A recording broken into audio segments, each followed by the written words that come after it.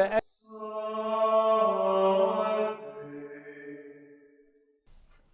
reading from the first letter of St. Paul to the Corinthians.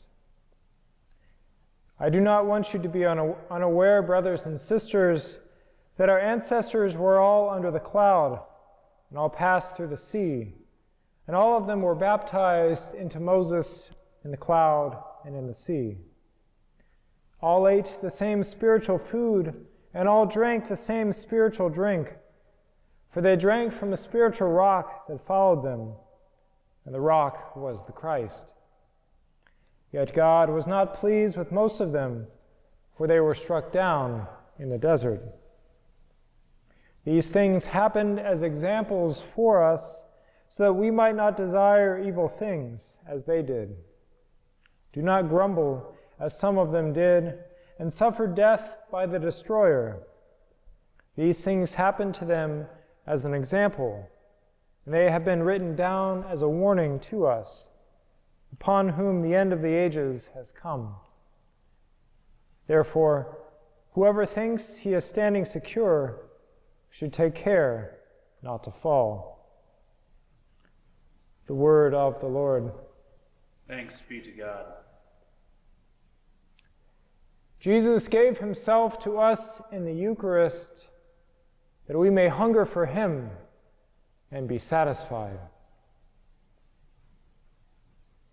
Recently, I was talking to my dad on the phone, and as we were talking, we were mentioning the NCAA tournament, the bracket, and my dad loves statistics, and he mentioned that it's nearly impossible to pick a perfect bracket.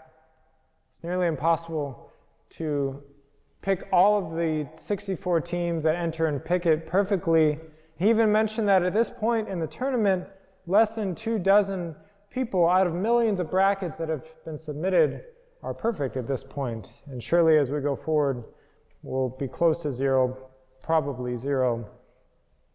And I think there's something beautiful in that you have underdogs playing teams with very established programs.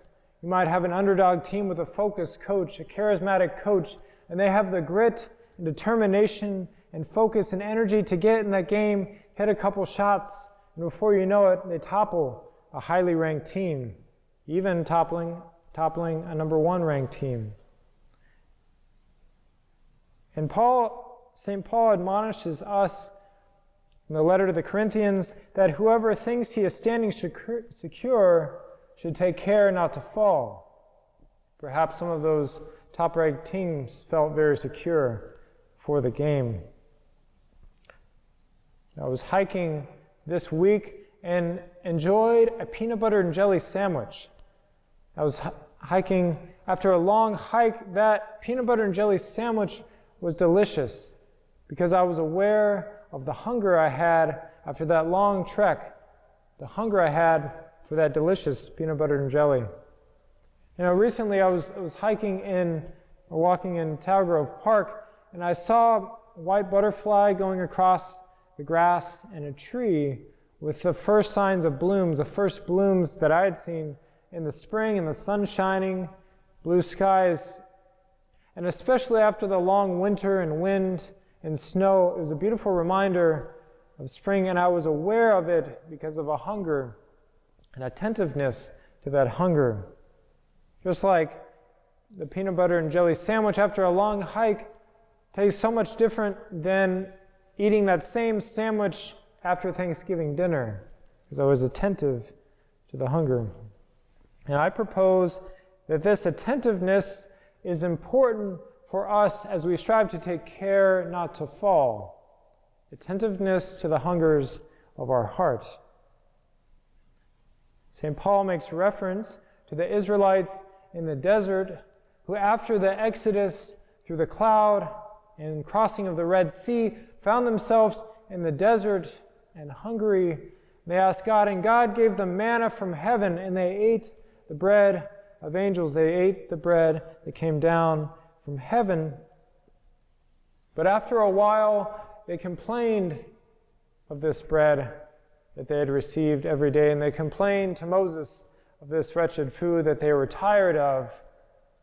And is it not the fact that they were not attentive to the deeper hungers of their heart, the deeper hunger to be led by God into the promised land, that they were distracted by those other hungers that they had in their heart? And at this time, on the third week of Lent, we have a great opportunity that the church has given us, a special time in particular to focus our hungers through prayer, fasting, and almsgiving. And in this time, let us recall all the more the words of St. Peter Chrysologus, who preached to his flock in the 5th century, that if you want God to know you are hungry, know that someone else is hungry. And in many ways, our voluntary fasting should lead us to appreciate the involuntary fasting of so many who are hungry every day in an unending Lent hunger, that we may reach out to feed them, to care for them. And when we encounter people's hunger, how much easier is it to give them bread, to sustain them with what they need in their daily life when we really know their hunger. And when we know their hunger for truth, the hunger for Christ, how much more is it a gift that we are able to preach and share with them the gift that is Christ, to share with them the gospel. But so often there's a tendency that we experience that we meet many people who are disillusioned, who are not hungry, who are distracted, drifting. So may our hunger awaken in them a hunger. Awaken in them a hunger for Christ, who satisfies. Yeah.